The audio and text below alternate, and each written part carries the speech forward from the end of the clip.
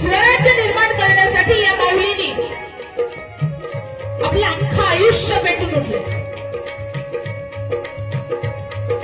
ही अशी जिजामाता कशी होती?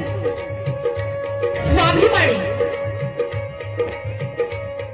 स्वतः तर स्वाभिमानी होतीच, परंतु तिने देखील सर्वांना जो धडा शिकवलेला तो देखील तसाच स्वाभिमानाचा.